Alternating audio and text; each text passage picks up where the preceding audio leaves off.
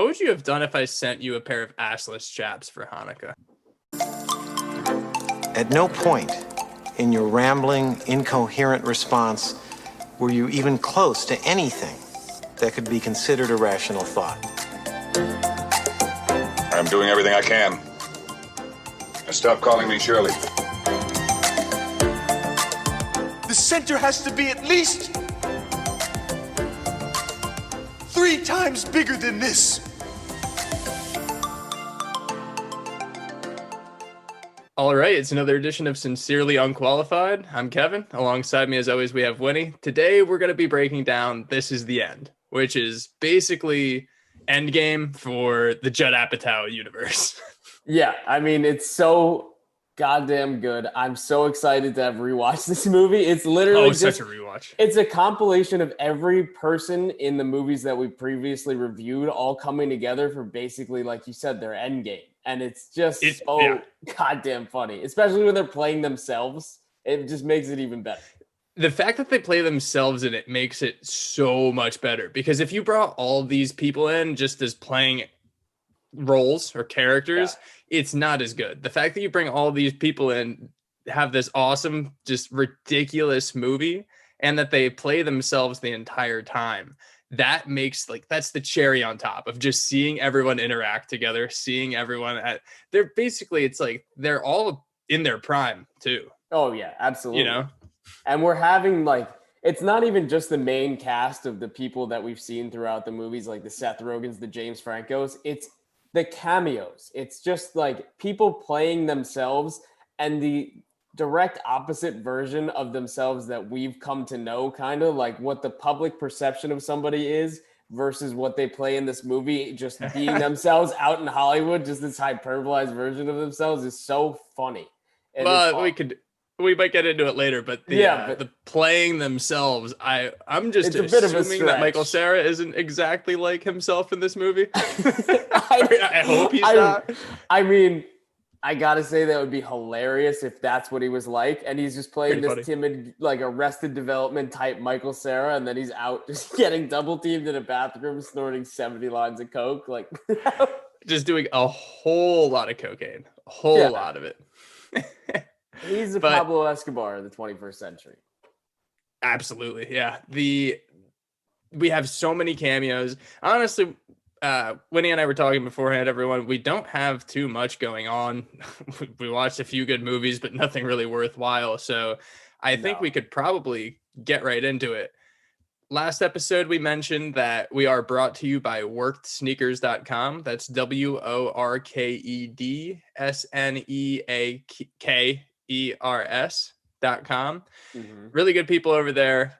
We know Christmas is over, but maybe you have a little cash you can spend on some new wardrobe increase, you know, start getting your fits off. Look, if you didn't get the clothes that you wanted for Christmas, but say you just got a ton of gift cards or something like that, there's no better place to spend it than just getting a new fit on worksneakers.com. Like, you're going to be coming out of that so much happier than getting socks from under the tree. You know, just if your parents shop at Kohl's for the most part and they're like, you know what, I actually decided to give you cash this year instead. Yeah, that's good. You head to worksneakers.com. You get the stuff you want. You don't get the Croft and Barrow. Oh, how does he know that Croft and Barrow is Kohl's? Because my mom shops at Kohl's. I got some cash. I'm going to worksneakers.com. Hopefully I'll start looking better on these podcasts. It's gonna happen soon, right? This is some place that you're going to order from, and you'll never give a gift with the return receipt because you don't need it. Nobody's going to want to return this stuff. It's the opposite of what you sometimes hear on Christmas, where it's like, oh, I left you the receipt in case it's... No. There's none of that here. You're going to enjoy yourself. You're going to find some good stuff. You're going to love it. Absolutely. No return receipts necessary. Thanks, worksneakers.com. Everyone head there. Their handles to follow them on social will be in the description, and the website will be in the description as well. Now, let's move on to it. Let's go. This is the end. So we mentioned it's Endgame. So there's basically like a core crew cast, and that's James Franco, Jonah Hill, Seth Rogen, Jay Baruchel, Danny McBride, and Craig Robinson. Let's not stop there. That's six people of all-timers. Let's go through the cameos that we were talking about. We mentioned Michael Cera. Okay. Emma Watson, Mindy Kaling, our Galen. guy David Krumholtz, who, Yep. by the way, Plays is different mentioned roles. now, right? Yeah. He plays The different Krumholtz, roles. man. Look, and then you just have out of left field. Look, we love Jason Segel. Forgetting Sarah Marshall is one of our favorite movies. Yep. At one point, you got Jason Segel flirting with Rihanna. So just Rihanna's in this movie. And then you got Emma Watson, out of nowhere, coming in, talking to Craig Robinson. It's just like you feel like you're in this world. And even at the end, towards the end, that we'll talk about where the end, this is the beginning of the end, you see Paul Rudd running up with a bottle of champagne. Well, not even them. So all of those people, so Rihanna, Paul Rudd, we have Channing Tatum, Kevin Hart, Aziz Ansari. There are more and more people Christopher too. Mintz-Plasse. Yes. I forgot about him for a second. Yeah. He gets cocaine blown in his face. Poor McLovin. I know. But that reunion was awesome. Yes.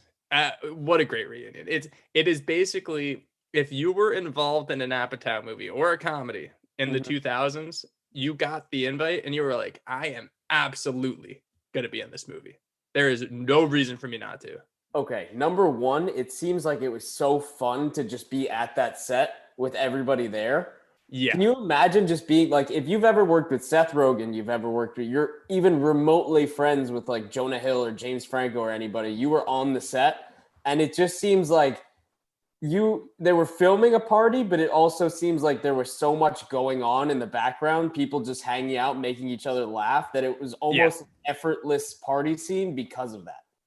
I don't know, absolutely. And that's something I realized when you look at the full cast and crew on IMDb, there are so many uncredited roles. Like, obviously, it's a party. There are going to be a lot of background actors and everything. Yeah. But if you're going to be a background actor, you'll never be around the principal actors. Like, you won't hang out with James Franco for the most part, to my knowledge. I'm not a background actor. But dude, to be around all these people, just to be on this set, being a background actor here would be awesome. Like, there are someone plays party goer number 6, newscaster number 3, party goer. Newscaster number 3 was the one who let us know it was actually the apocalypse rather than, they had a big role. But that's a keystone role. Absolutely. Not bikini girl, but which is, by the way, that actual role title. But is that what are you gonna say? It is. It's probably like, so there's the focus on the main scene that's being shot, and then just think about being in the background. Like if I'm party guy number 4, I'm standing in the background. In the back, there was Jason Segel and Kevin Hart having a conversation. Maybe just sneak my way in there. They're gonna be like, "Who the fuck are you?" I'll be like, "I'm party guy number 4, obviously." And then you'd be the worst background actor. They'd be trying to film those two, and you start walking backwards into the shot. They're like, "God, what the hell are you doing? Who is this guy?" It's party guy number 4. Actually, sorry, I'm just trying to get. You get in the boot. You're getting off that set fast. I heard you guys talking about Playa Bowls. I had a lot to say. I'm sorry. Just come in, insert myself in there. But it just seems so fun. I mean, top 5 probably sets that I would like to be involved in had I been an actor at that time. Just sheer amount of talent. The amount of talent on the screen at any given time is insane, especially in that first scene. Like, but then even the rest, there are 6 main actors who are all stars, just all stars in their own right. Absolutely. It's also interesting that it's not really just a huge ensemble cast movie. Like it is a very good movie. Seth Rogen and Evan Goldberg don't write and direct a movie that's just kind of a cash grab. Be like, oh, look at all these cool people, and then give up. They actually tackle something pretty profound here in the apocalypse. Yeah, I think that they did it really well, and I think that there's different, movies that we see that are just straight up cash grabs. And I'm going to call one out right now. And it's the Expendables. Absolutely the Expendables. They threw together every single action star and were like, you're going to fucking watch this. And then we were all like, yeah, we are. But, could it have been better? Absolutely. This was like, here's all of our friends. We're going to make a movie. And it was so worthwhile. It was so amazing. and for them to bring religion and everything kind of into it, you know, the apocalypse and all that. I think they made it lighthearted enough where it's not everybody freaking out like, oh my God, they represented doomsday and the devil and all that. Yep. It was straightforward enough where it's like, all right, you got to be a good person and all that jazz. Yeah, and that's what I think is interesting is that they don't step around it at all. They do take it directly head on. It's not one of those things that they say, oh, it's the apocalypse, and then we take all these left turns before we actually get to where it is. Like they talk like demons, possession, all that jazz, and they go through it, and it kind of ends up being be a good person. That's the thing, and then it calls out kind of the hypocrisy in Hollywood. It makes fun of themselves, even though I think a lot of the time when Hollywood movies are self-aware and they make fun of themselves, they don't actually. And in this movie, I think they do. Oh yeah. This is so Hollywood previously, when it's like self-aware movies, it's almost like going from a sketch comedy, like lighthearted roast of somebody to a Comedy Central roast hosted by Jeff Ross. It's not the same in any way, shape, or form, because when you have a hand in writing the jokes about yourself, which in this movie I don't think they did because it was a lot of improv, which we'll mention later, but a lot of improv. When you have a hand in writing it, you're not going to go for your insecurities or anything like that. You're not going to call yourself out on stuff. That's where the roast aspect comes in, of like people calling that out, and it's hilarious. Just a deeper level. But I mean, Seth Rogen was writing the script, and Evan Goldberg, although he doesn't star in these movies, is, you know, in there with everyone. So I actually do think Seth Rogen should get a lot of credit for developing that skeleton script of this is how we're going to do it. This is like, I think that pointing out those Hollywood bashing kind of things, like those roast moments to each other, I think those were probably pretty script driven. Like, I think that they wrote it as like, we want to get here in terms of dialogue, do what you want. So I actually think that Seth Rogen, I think the thing is, we expect that out of Seth Rogen because he's an absolute megastar, but at the same time, he's still has a head on his shoulders. He's still grounded, which is why everyone loves Seth Rogen. Oh yeah, that was the best. I mean, right when the movie starts, you see him waiting in the airport, and it's the paparazzi walks right up to him, and there's a little bit of like, is he going to be a dick? Is he going to play a dick in this movie? And the guy's like, Seth, give us the laugh. And immediately you hear like the and you're like, all right. So he's playing himself, but you know, still a little lighthearted. He seems in this movie like an awesome person to be friends with, you know, for the time being, for the intro scene, when he just takes him home, he's like, your name is Jay spelled in J's. And they just have the best time. I mean, it seemed like I feel like that's kind of how he would be in real life too. I don't want to like project because they're obviously playing hyperbolized versions of themselves. Absolutely. Yeah. Keep in mind it's a movie, but I think everyone does that. I think that we project what we want them to be onto them. And I'm comfortable doing that with Seth Rogen. Seth Rogen might not be comfortable with me doing that to him, but look, I'm saying he's a good guy because I think he is. I think so too. I think that being friends with him would be like the first scene where they just go home. He's like, I've got all this stuff for you. We're going to have a great day. Like, that would be awesome. Yeah. I mean, hey, Seth, if you're listening, I'm down to be your friend. Yeah. Hey, by the way, just saying, if you want to hang out, party guy number 4 is here. But they also, in that scene, did you notice like there were the little hints that they dropped? So a lot of foreshadowing was dropped in the first few scenes of this movie. Yeah. The Backstreet Boys playing in the first scene. Like the first time watching this movie, it's just like, all right, yeah, they dropped some Backstreet Boys. Yeah, cool. That's interesting choice. Yeah, no, Backstreet Boys I missed. I did miss that. Something I did realize though, and I think even when I was watching the movie at first, when they were talking about Channing Tatum. Yeah. And they were like, why are you so obsessed with Channing Tatum? He's like, because he's a hot guy or something like that. You knew something about Channing Tatum was going to come up. And by the time he comes up, you totally forgot about that. You think it's just a throwaway little comment, but especially in like a Seth Rogen movie, I feel like there's so few just little throwaways.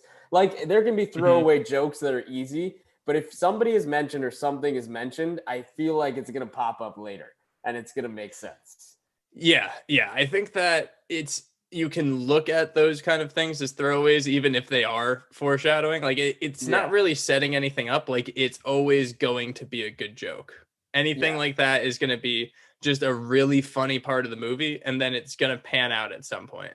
But I think with the Seth Rogen thing, or no, sorry, the Channing Tatum thing specifically, what they did well there was they were going into the party. You knew that we were going to get all these cameos because you saw the cast before you watched the movie, most likely. So I think you were just assuming that Channing Tatum was going to be there. And by the time the 40th A-list celebrity shows up, you're not thinking about that line about Channing Tatum. Oh, yeah. So at the end, when he shows up, it's just like, holy shit, that's Channing Tatum. Yeah, and we'll mention that a little bit later too. But I mean, him coming in was just absurd, like just full on in the mask and the outfit. That was insane. Probably a top 5 character reveal of any movie. Most unexpected character reveal and just absurd character reveal to come out of any. Very absurd. I love too how insane it framed James Franco to be. Not insane, but like obsessed with Seth Rogen. Like you walk into his house and there's the paintings of James Franco and Seth Rogen. Yeah. And so something I actually did watch that I totally forgot about until we started recording this is my family and I rewatched the best jokes from the roast of James Franco. Mm-hmm. So I forgot the whole aura around James Franco at this time was that he's this super artistic, very odd, kind of douchey, but not guy. And so he's talking that whole his character reveal basically is him telling Jay Baruchel that everything is art, and he's one of those guys. Jay Baruchel is just like, I don't like art, and he's talking about painting specifically. And then James Franco starts going off. He's like, "You've been to Subway?" Yeah, the Subway line was hilarious. But then he's talking about like he says that Jay Baruchel himself is art because his dad's dick is the paintbrush, his mom's pussy's the canvas or something. Obviously just hilarious lines, but I kind of forgot until I watched that everything we thought about James Franco at that time was that he's this very odd artistic guy because he directs, he paints, he does all these things, he does his actual passion projects, but he's so damn good in these movies. He still gets Pineapple Express and then this movie, and he's still just like making indie films on the side. He's a super interesting guy, and that's why I think it's funny that they had his house be the plot, or I mean the setting, because it has to be basically about him then. Yeah, and it's so funny the little kind of Easter eggs throughout in his house, whether it's like the Flyboy's gun or just there were like he had all those relics in the basement of just a poster of himself, or he had did you see the painting that was just Freaks, and it was just the cast, but it was really just him and Seth. That's cool. Highlighted. Like it was little things like that I loved seeing kind of as they explored the house. Just that. And I don't think we're going to mention it during Inexclusive exclusives, but all of the paintings that we saw were most of the paintings we saw are James Franco paintings. So they're like actually his paintings. The house wasn't actually his house. Apparently it was computer generated, the outside. Yeah. But all those paintings were his. And the inside was just a warehouse, which really takes, once you hear that, it kind of takes the, a little bit of the magic away, but that's movie magic for you. Right? It's movie magic. What are you going to do? It looked like a dope house too. I would love that house. Oh, you would like that $50 million house? Yeah. How bold of you to say. Well, I know. I'm saying. Well, the thing is too, that it was like, he lives in New York, James Franco, in an apartment, but the house fit him in a weird way. Like that house fit him, or what everyone thinks of him at the time, like the weird art and everything. Like he had he says like he designed everything. When they stepped into the house, they stepped into him. He's like, then Seth Rogen just came inside me. Yeah. You two just came inside. He is one of those people. And that's, I mean, granted, let's be real here. That's why he makes fantastic stuff, because he is pretty odd. He is very artistic, and Absolutely. that's where they frame him as. And that's what you were talking about for sure with how these people actually are in real life. Apparently, James Franco is very true to this kind of person in real life.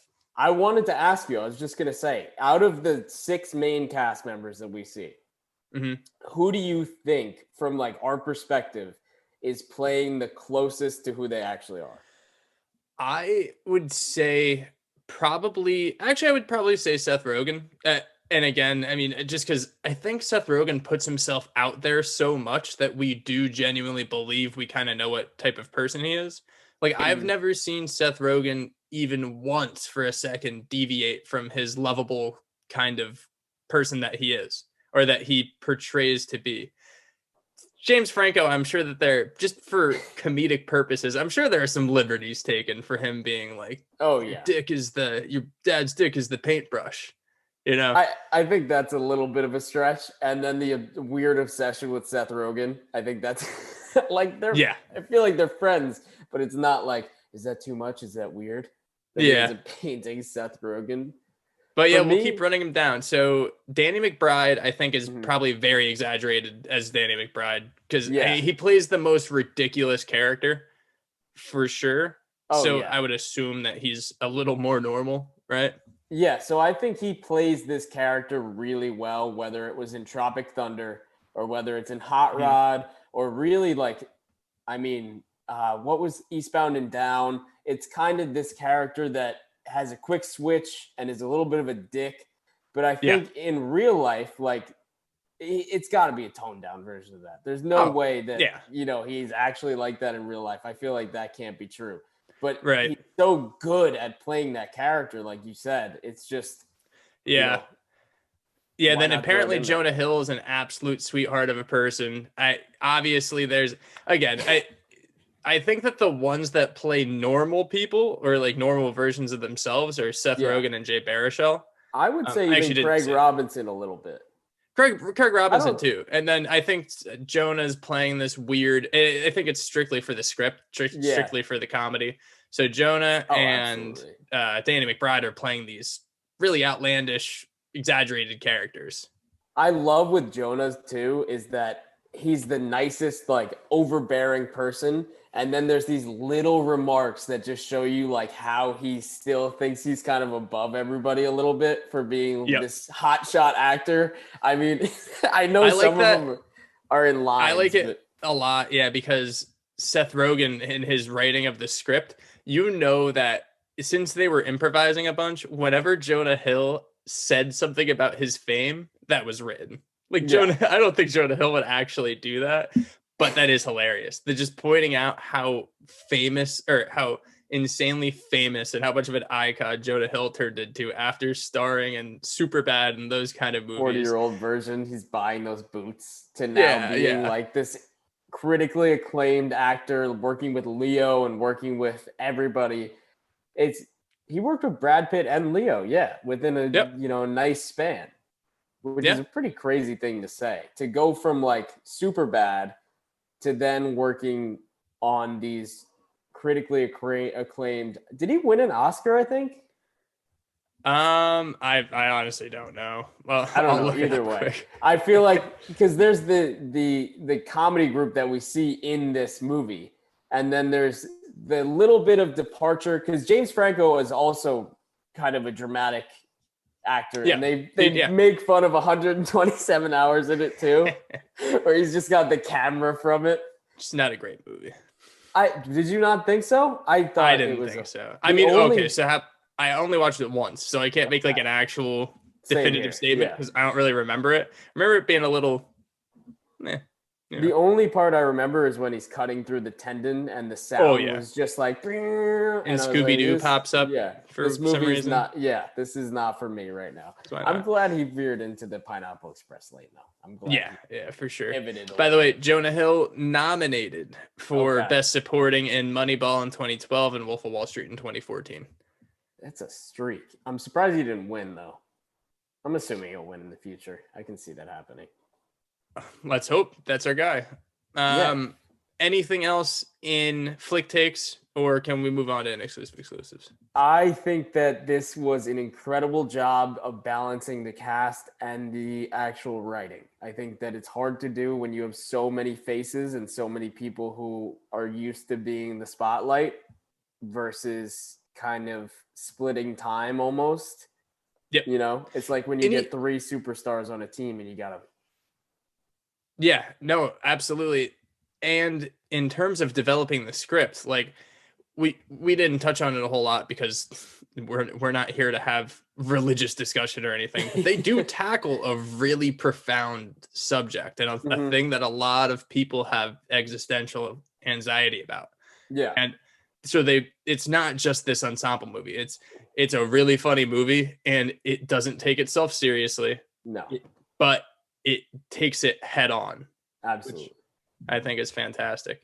I think that it avoided enough backlash because it's tough because I mean this was pre-backlash days. I think this was kind of entering into that stage.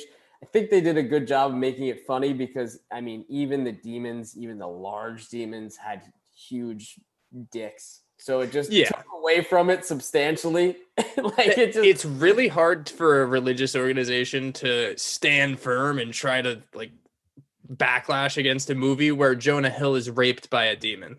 Yeah. Like it's all just jokes. It's all comedy, you know? Exactly. It's just, you would look really, you probably wouldn't look good if you're trying to make a hard stand against Jonah Hill being raped by an animated demon. I can just see Seth Rogen going like, "Did you watch the movie?" It's probably what he would do. Yeah. So let's move on here to Inexclusive exclusives. Starting out, so we were talking about our basically favorite writing duo, Seth Rogen and Evan Goldberg. So obviously Seth Rogen was starring in the movie. He was also directing, but Evan Goldberg, I think, was pretty much the director since Seth Rogen was on the screen so much. He was actually acting during it. So he's the one that said about 85% of this movie is actually improvised. So they were basically just like, with all the talent in this room, they just bounce lines off each other. They just see where jokes land and they just keep going and going. So that's what we were mentioning before with that skeleton script that they kind of wrote. Yeah, I mean, just the talent. You can see that being the case in a lot of their movies where they kind of go towards improv because they know who they're working with so well. But this movie, especially when you're working with all your friends and you have that talent in one room, it's hard to not take stuff that's improvised. I feel like when you have so many of those great perspectives and everyone's just going off one another, it's like, all right, that was incredible. Screw the script, or just follow it to, a little bit and just go off. Yeah. And then, so something else with that made it so good is that when you have a bunch of improvising, you still need to direct them in some way. You still need to get them to a certain point.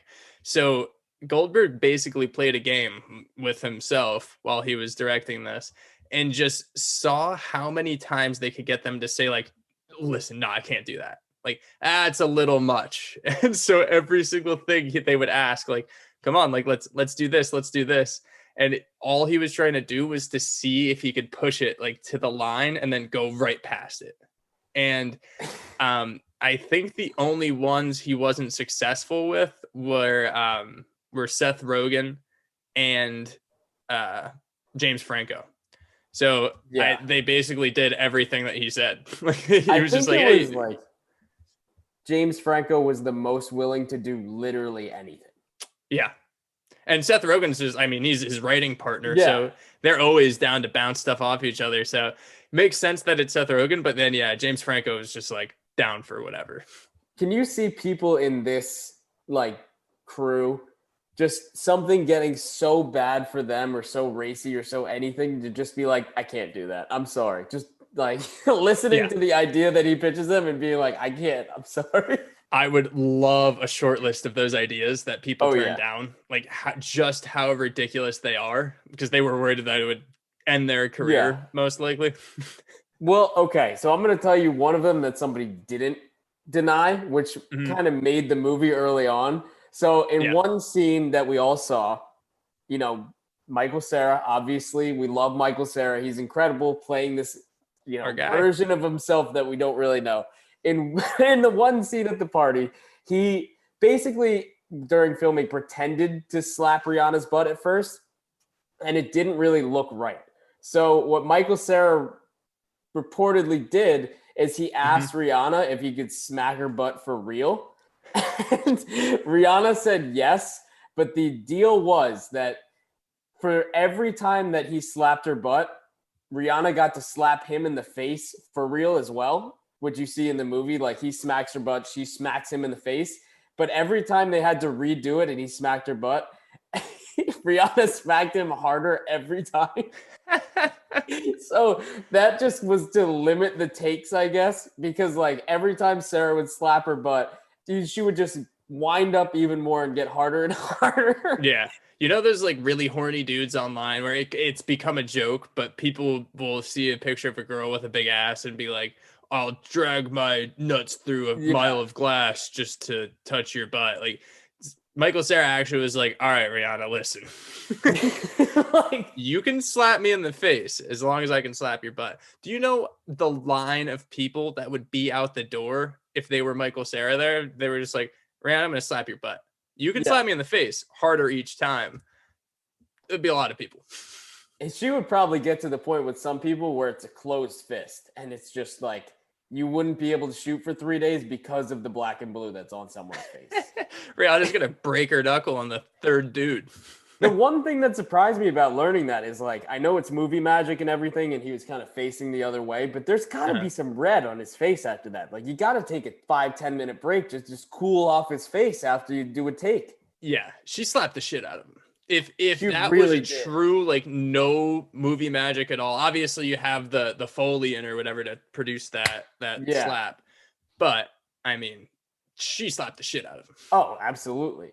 Another thing with Sarah is that Michael Cera, of course, for all of our listeners, Michael Sarah, Cera. Michael. Yep, exactly. So he didn't really have an issue with anything that was asked of him. Anything that was so outlandish for him, so against his personality, had no issue doing any of that. The only demand that he had when he was filming this movie was that he wanted to wear that yellow windbreaker during filming. That was the only thing he wanted. He was like, I'll do whatever. But just let me wear the windbreaker. Exactly. Like, that's a deal breaker.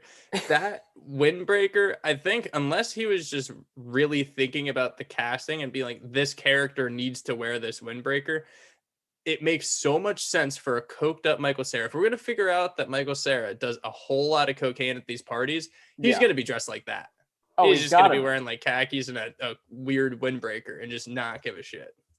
Yeah, and that's if he's playing this character, which is himself, he's like, at least make me look cool doing it. It's a nice windbreaker. It definitely is. Mm-hmm. It got destroyed at the end the last time we saw him, but you got to see it front and center. Yeah. I do like it. There was supposed to be a post-credit scene, right? Oh, yeah. Okay. So aside from the Michael Cera slap scene, there was another scene that in Evan Goldberg trying to get people to say no. I think that this was agreed upon by really everybody that it should be a no. So there was originally supposed to be a post-credit scene in Hell where we saw that James Franco would go, Danny McBride, and Jonah Hill all ended up because they weren't in heaven. So they had all gotten kind of comfortable down there in Hell. It would be a scene of all of them smoking weed, but there would be one other person with them in Hell smoking weed, and it was supposed to be Hitler. And Might be a little much. Everybody got cold feet about it, and we Yeah. didn't want to shoot that, and understandably so, because that is a little bit much. I think even for this movie, that's a little bit, Not even like I would have a problem with like how out there they were trying to go, or you can't do Hitler jokes. Not anything like that. I think that almost cheapens it. Absolutely. I like looking for the line and then blowing past it, like I said earlier.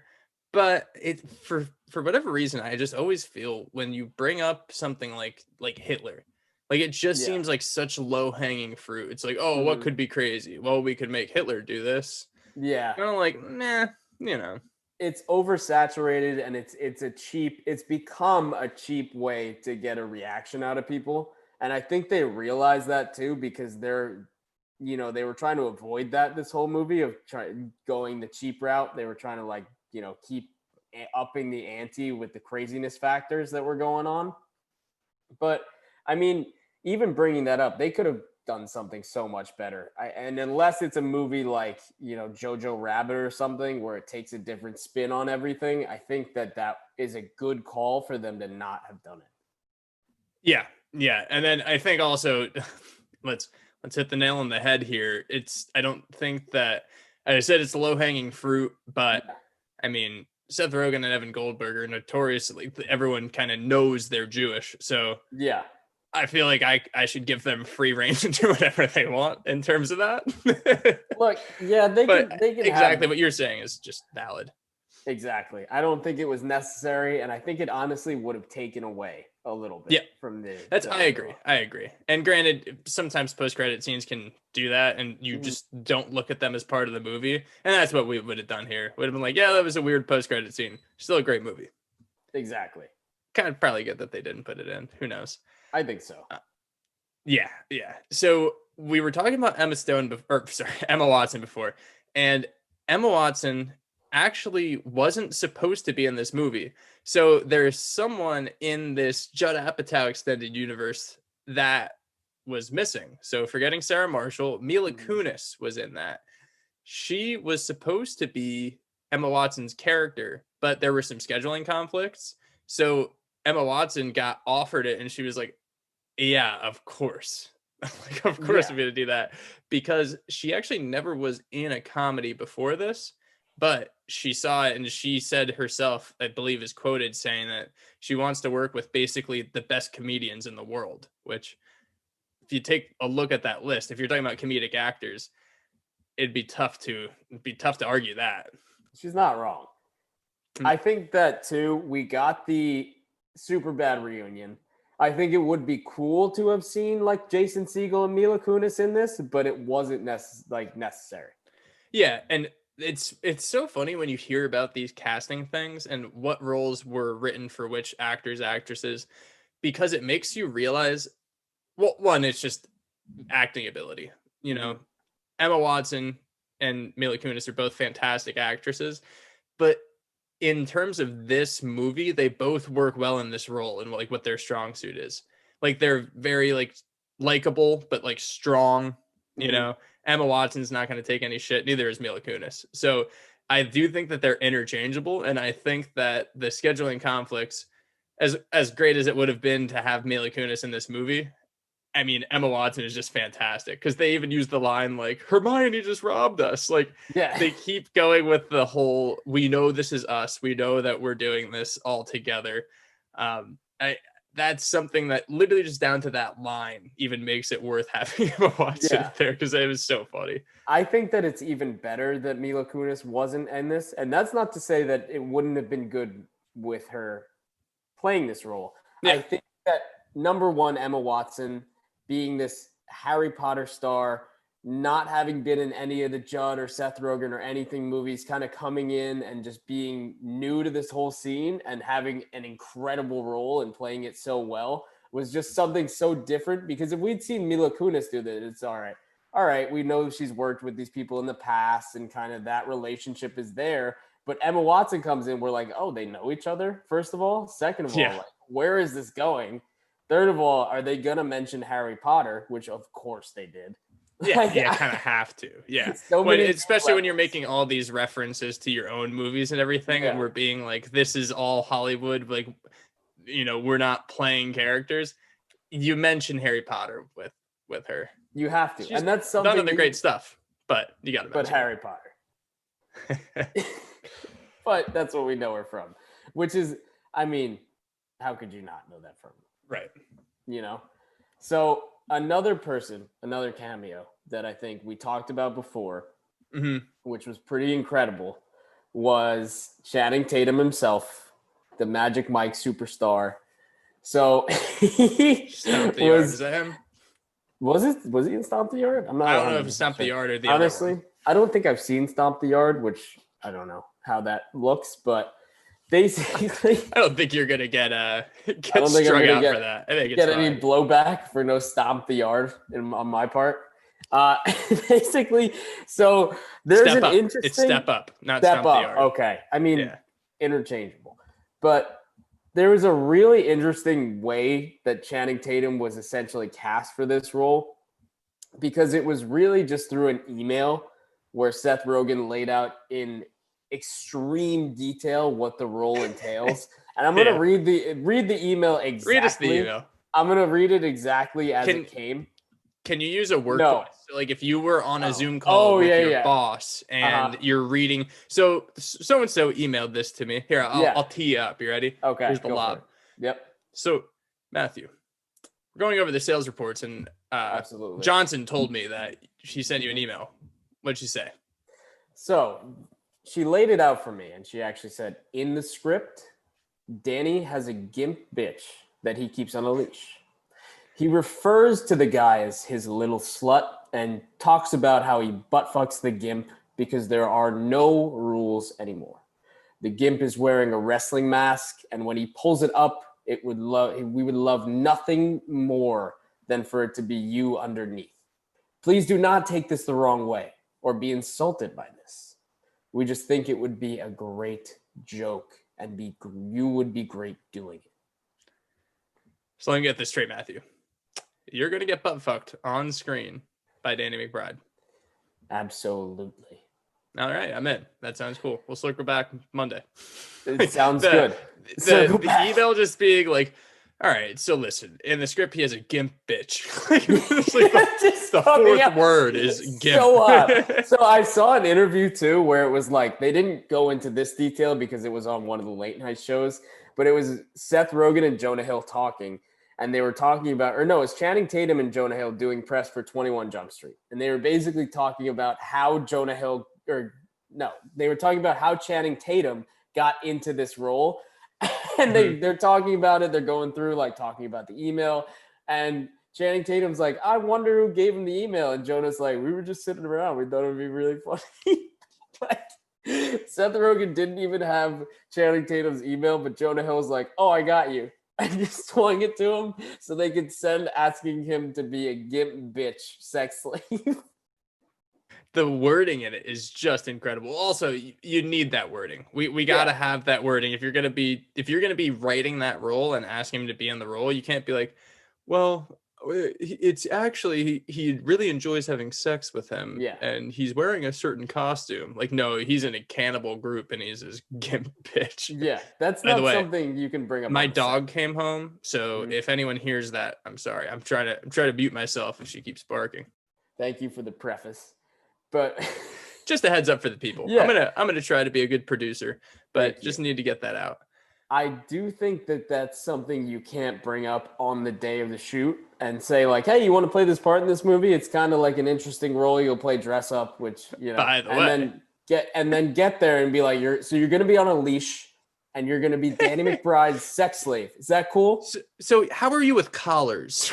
Yeah. Are you good? Do you get rashes easy? We actually have some Aquaphor, but are you sensitive around the neck area? Is Aquaphor okay? Do you need Neurovia or whatever that is? They're like, we saw Magic Mike. We know you've worn chapless panties. Assless chaps. Yeah, assless chaps before. Are you comfortable wearing them in this scene?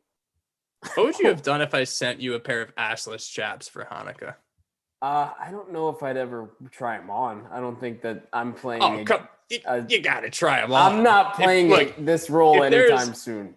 If there is a pair of assless chaps that's given to you, you will never experience what it's like to wear assless chaps. Look, you don't have to experience it after, but that first try on, I think, is worth it. That first try on? How do you know your size? Is it just like the standard small, medium, large?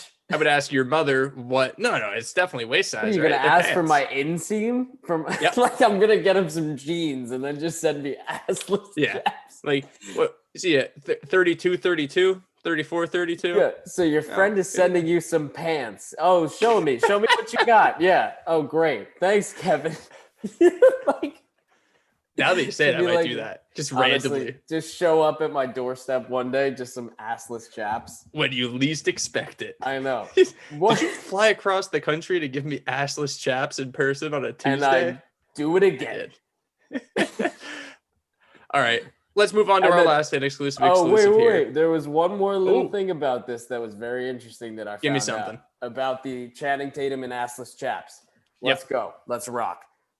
So, being his gimp, you'd think that Channing Tatum and Danny McBride had met before, previously to this shoot. They had not. And the way that Channing Tatum basically introduced himself to Danny McBride was dressing up. If you haven't seen the movie, look it up because this is quite a costume. He dressed up in the full gimp outfit, went into McBride's trailer and basically attacked him and tackled him. And you have to think about it like he's wearing the mask, so you can't tell if it's Channing Tatum or like some random person. So he's just getting attacked by this guy in the gimp costume when they've never met before. Yeah, and I feel like if you're Danny McBride, you got to just think, oh, okay, this is being filmed somehow. For some reason, they're doing a hidden camera thing in this movie. So you got to play along with it. And then the fact that it's, well, one, obviously, he knew it was Channing Tatum. He knows Channing Tatum. He's a movie star, so you want to be friends with him. But that's how you know Channing Tatum's a good-looking guy. Because if some weird-looking person ran up to you, even if you're working with them, in a gimp suit and tackled you, it's probably not going to go over well 9 times out of 10. They didn't know it was him, though. He had the mask on. Well, that's what I mean. Like after the reveal, I'd be like, "Hey, it's after actually the Channing reveal. Tatum." I'd still be a little freaked out. Like, oh, we've never met before. I'd be like, all right, you nice. Well, everyone knows of Channing Tatum as like a Daniel Day-Lewis. He was just method during that whole movie. He's method as Danny McBride's gimp. I mean, for conversation's sake, he did a good job playing that role. I gotta say, he did get into the character more than I think others would. Yeah, that character is so out there. It doesn't matter if you have like just 2 lines or whatever it was. That's something that you deserve a good acting comment about. He did act well there. Just a pat even on in the that back. limited role. Thanks for doing this. Like, all right. Yeah, thanks.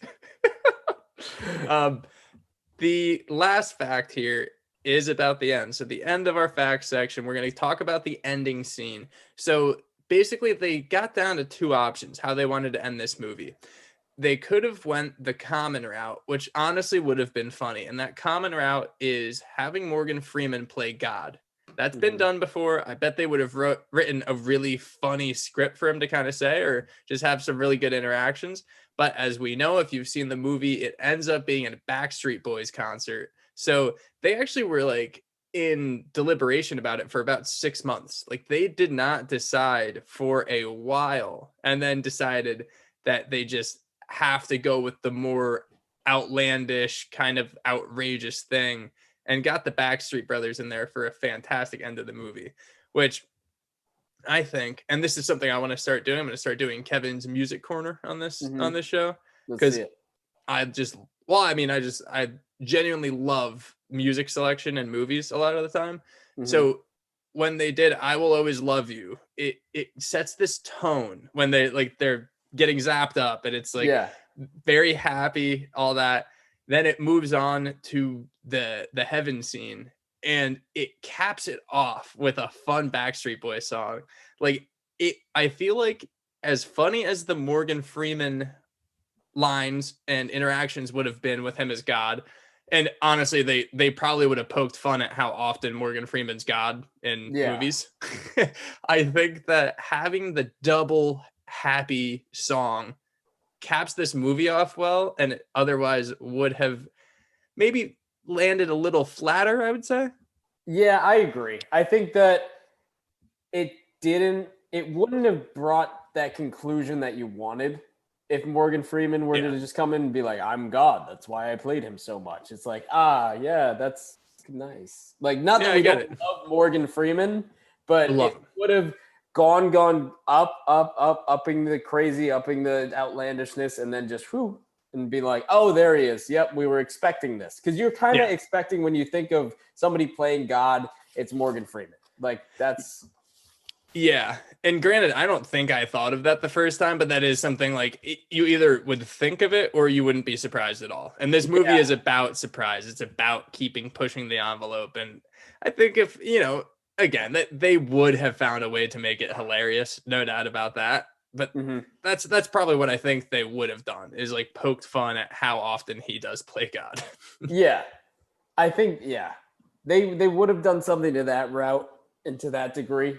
But ending with the Backstreet Boys, when you started with the Backstreet Boys, there's nothing better than that. I mean, No. An impromptu Backstreet Boys, especially when it's like, think of anything you want. it's just a Backstreet Boys concert immediately comes to mind. And it makes it a party scene. Like, it makes that, like, each character gets their like spot in the dance circle and stuff like that. That's a fun thing. Exactly. I think we should probably move on to our favorites here. We can wrap it up pretty quickly. There are a lot of characters, obviously, a lot of lines, good stuff in here. So we'll start it out. Winnie, why don't you start us off, actually? Okay, so favorite character is incredibly tough in this movie because there are just so damn many good people. Yeah. But I was really tied between, going the Emma Watson route and saying like she was hilarious, but I gotta go with Danny McBride for just going above and beyond, and not only just playing, dumping the water on himself and doing all that stuff in the house, just becoming like the overlord of the cannibals when he leaves. Just slowly slipping all the time. Yeah. All around just a destructive energy. He just wakes up and he's in the house. You don't even know he's there. He just appears. That scene where he's just like smoking weed, just strutting around the house. That was a good one. That was fantastic. Danny McBride, such a good character in this movie. Oh yeah, such a good character. They said on set too, he was the one that had everybody breaking character no matter what. He made everyone break character the most. Yeah, and like we were saying before, he does play like the most outlandish kind of character. He plays the most exaggerated person in the movie. When it comes to my favorite character, I'm kind of between two, and I'm not gonna lie, not too sure I'm gonna go yet. So I'm gonna talk it through with you. Okay, so let's hear it. I could do Michael Cera because it's just hilarious. Like the blowing down lines of cocaine, getting slapped by Rihanna, standing in front of everyone being like, who took my cell phone? And then getting impaled. When While he he has his cell phone. That he has it in his head. When Jay Baruchel walks in on him getting his ass eaten and his dick sucked at the same time, and he's like, oh, you need to use the bathroom, sweetie? You need to go potty? Who wants a sip? You want a sip? You want a sip? And then he the thing that cracked me up, one of the biggest laughs I got in this movie is after he says, who wants a sip? It's sip time. And then just stares at the camera so straight-faced because he's staring at Jay Baruchel while all of this is happening.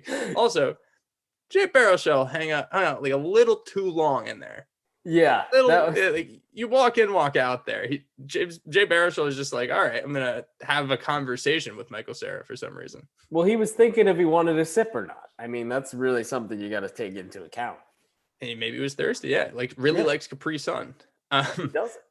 I actually think I do need to. I'm going to go with Jonah Hill because Jonah Hill, this whole time, so many funny lines. One that I'm going to say in our lines section, so many funny lines playing this character that he's supposed to be this overly nice, but in a fake way. He keeps mentioning things like how he's more famous than all of them because he got in these good movies. There are so many nuances to his character throughout it that it's just, and then gets raped by a demon and possessed, and then plays a possessed person. That it's all hilarious. Jonah Hill is definitely, I think, my favorite character in this movie. Yeah, I mean, that's an insanely good choice too. I think you can't really go wrong between those two. It's tough in this movie to pick a favorite. I know.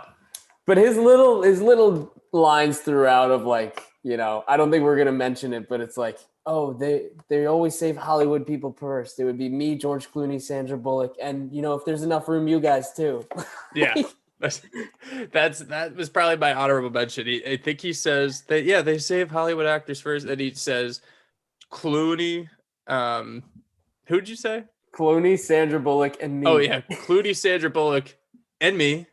Then if there's room, he goes too. So good. Putting himself in that same vein, which honestly, like, I bet it's pretty age dependent, but I don't think it's that outlandish for him to say. No, I think that they're a different generation, but they're versatile enough and have been in enough reputable shit where it's Yeah. could be. Moving on to our favorite scene. So we'll go scene for scene here.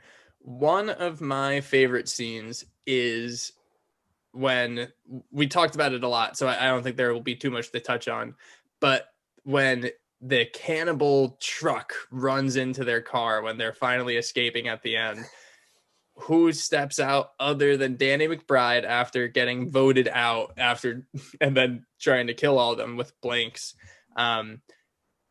Him coming in then with the Channing Tatum thing just cracks me up when I think about it. It's so weird. Like, there's something that's just so off-putting about a group of cannibals, even in a comedy movie. For some reason, that just always skeeves me out. But they find a way just to make it so ridiculous that you're just laughing. Like, it's this weird thing with me. Like, if I see a dystopian movie, like Group of Cannibals thing, I do feel uncomfortable. But this one, you don't feel uncomfortable. Yeah, I think it does, even when McBride bites off James Franco's nose. It's insane. It's so funny. How fucking crazy is this? Like him biting off his nose. It's like it's one of those things that you can just be like, but like, no, it's just funny. For him to just follow it up with a line like that is so good. It just takes you out of that, like, oh yeah, he's eating him, for a second. For me, I think that's a really good scene, and I was between this scene and the scene I ended up choosing, which is the whole scene. Like, the party scene, you could throw into that. I don't want to rope it into that category since it's like a 20-minute intro of everybody. Right. I think when the hole appears in the ground and everybody starts falling in, even something as simple as Aziz hanging on. And Craig Robinson walking by, and Aziz going, "Craig, help me!" And he goes, "You already in the hole. You're done." Like, just running away. You're already in the hole. It's too late. Just walking away, and everybody's slowly falling into the hole. Our boy Krumholtz trying to swing his whole body weight like he's Indiana Jones, and just immediately lets go. R.I.P. Krumholtz. Yeah. People slowly falling down, like Kevin Hart tripping over Aziz's cut off arm. Yeah. Oh, if there are any new listeners, by the way, David Krumholtz plays Bernard in The Santa Claus, but also he has a role in Superbad where they're singing in the cocaine room. Just a heads up. Just in case you didn't know that. You can check it out on TikTok too. Yeah, it's pretty big. Yeah. Check the comments. So let's move on to our line for line. Talk about our favorite lines here. I'll start out here. My favorite one comes from my favorite character, Jonah Hill.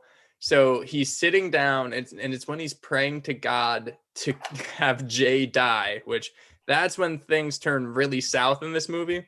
And to start out this prayer, he says, "Dear God, it's me, Jonah Hill, from Moneyball." Dear God, it's me, Jonah Hill, from Moneyball. He's supposed to be this fake nice guy who's just a mega star, has lost touch and is trying to pretend like he hasn't. So he greets God, just dropping what his Academy Award nominated movie was. It's me from Moneyball. So good. As if, he wouldn't know. No, of course not. Mine, I'm going to go with a line from my favorite character, Danny McBride, which was when, after Emma Watson just robs them of all their stuff, and they have these weird, like, selfie, like, vlogs that they all do.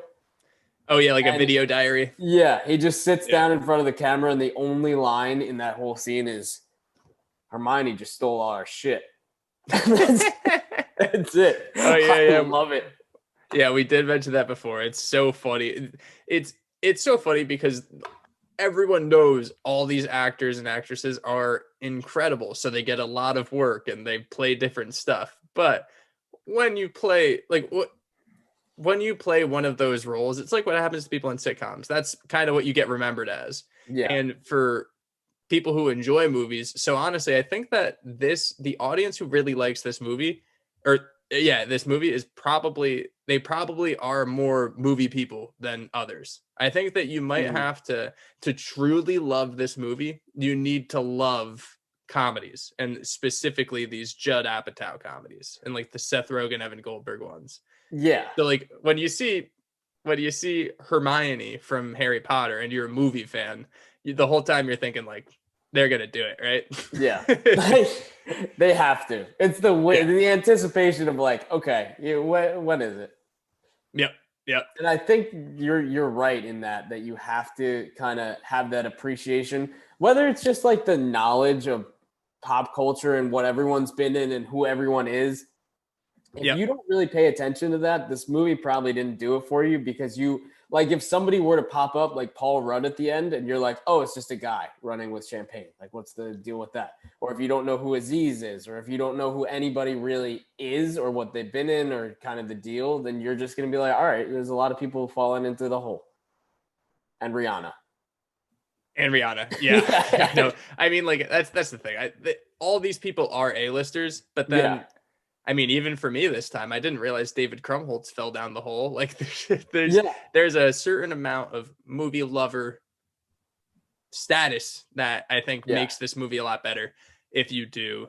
My next line also comes from your favorite. It's a Danny McBride line. So it's when he wakes up after they figure out he eats all the food, and they're trying to tell him what happened. He's like, oh, you guys dropped acid last night. Like, look, Jonah has his pants, or maybe Seth had his pants off. I forget. Yeah.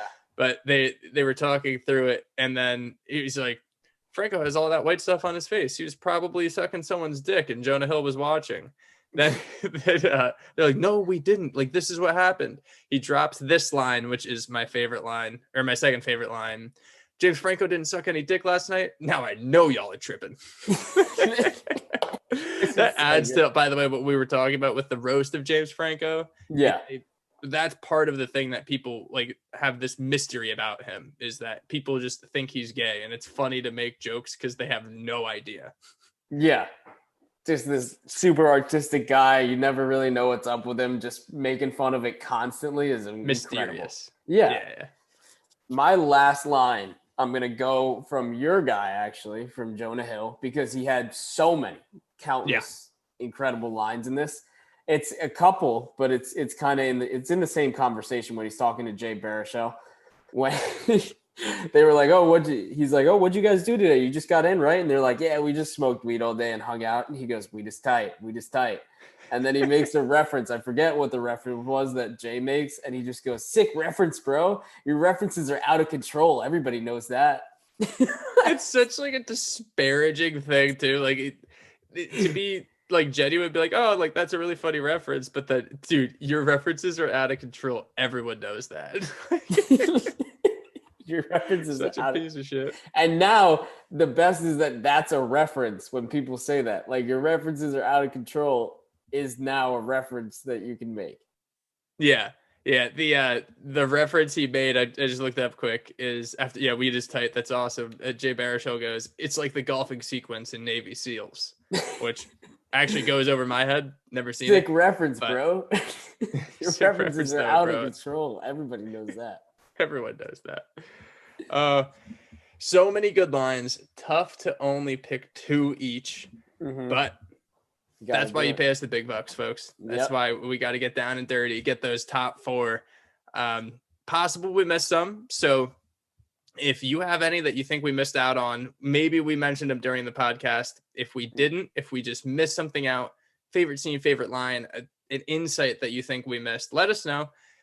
Feel free, go to our Instagram, our TikTok, our Twitter, DM us.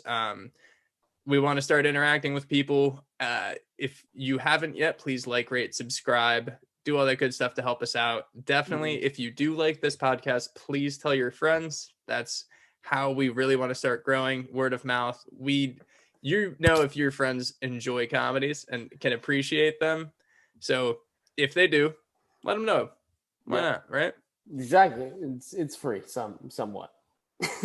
And it's fun. I mean, you know, if you enjoy what we're talking about, we want to keep talking about these movies because we love them and we know people do. So if you're like it would make us, Winnie's day. And it would Winnie, make, he doesn't have great days all the time. you know, it's hard. It's just so hard. It's been a lot. All right. Winnie has a week off next week, right? Yes, sir. Until the 4th. Going to be an off-lake person. Congratulations, Winnie. I'm happy for you. Thank you. Hope everyone else has a good week. We'll see you at the next episode. I'm Kevin. I'm Winnie. Go Trash Pandas. Go Eagles. They're playing right now. They're probably going to lose the Cowboys. Bye. Hilarious.